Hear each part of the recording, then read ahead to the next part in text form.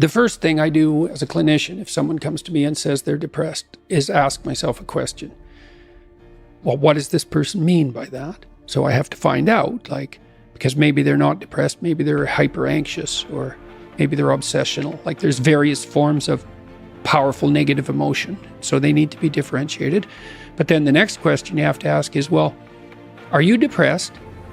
Or do you have a terrible life? Or is it some combination of the two?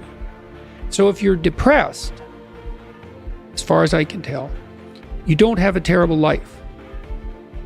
You have friends, you have family, you have an intimate relationship, you have a job or a career. You're about as educated as you should be given your intelligence. Use your time outside of work wisely. You're not beholden to alcohol or other temptations.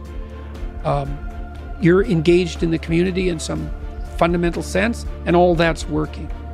Now, if you have all that and you're feeling really awful, you're either ill or you're depressed. And so then sometimes there's a biochemical route to that, treatment of that. My experience has been as a clinician is if you're depressed, but you have a life and you take an antidepressant, it will probably help you a lot. Now, maybe you're not depressed, exactly. You just have a terrible life. What does that look like? You have no relationship. Your family's a mess. You've got no friends. You've got no plan. You've got no job. You use your time outside of work not only badly, but destructively. You have a drug or alcohol habit or some other vice, pornography addiction. You are completely unengaged in the surrounding community. You have no scaffolding whatsoever to support you in your current mode of being or you move forward. And then, as a therapist, well, you do two things. Well, if it's depression per se, well, like I said, there's sometimes a biochemical route, a nutritional route. There's ways that can be addressed. It's probably physiological if you're, at least in part, if you're depressed but you have an okay life. Sometimes it's conceptual. You can turn to dreams, sometimes to help people, because dreams contain the seeds of the potential future. And if your person is a real good dreamer and you can analyze dreams, that can be really helpful. But that seems to be only true for more creative people. And for the people who just have a terrible life, it's like, okay, you have a terrible life. Well, let's pick a front.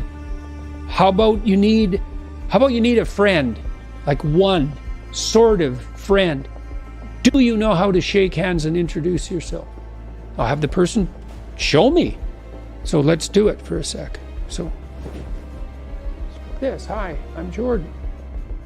And people don't know how to do that.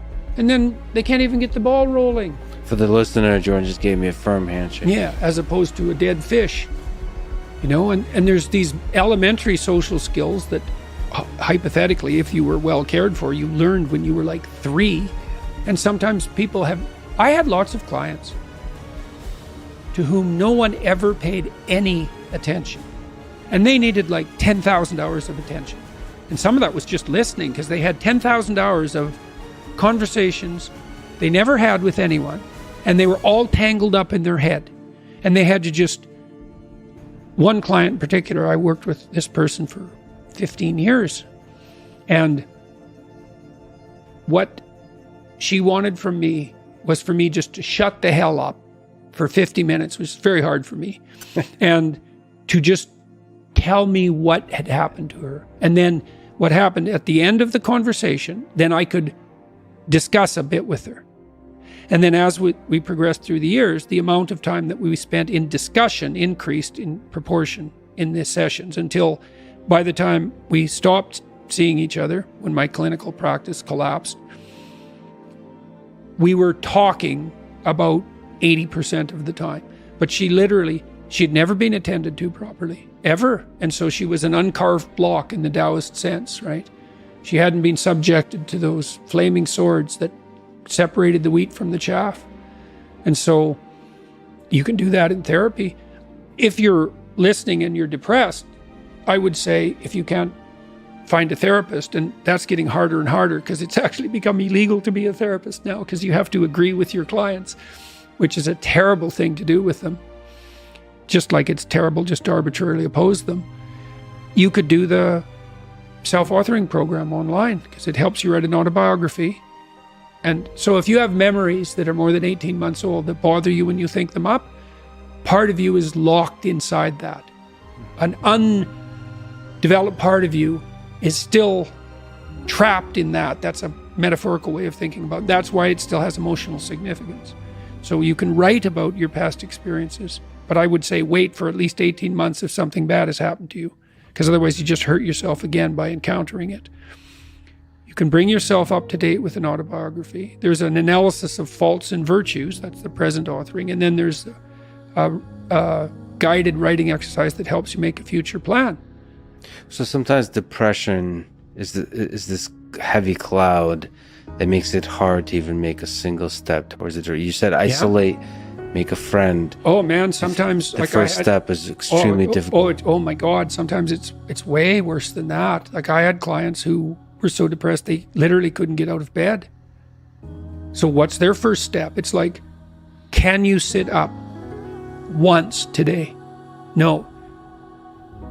Can you prop yourself up on your elbows once today? Like you scale back the dragon till you find one that's conquerable, that moves you forward. There's a rubric for life.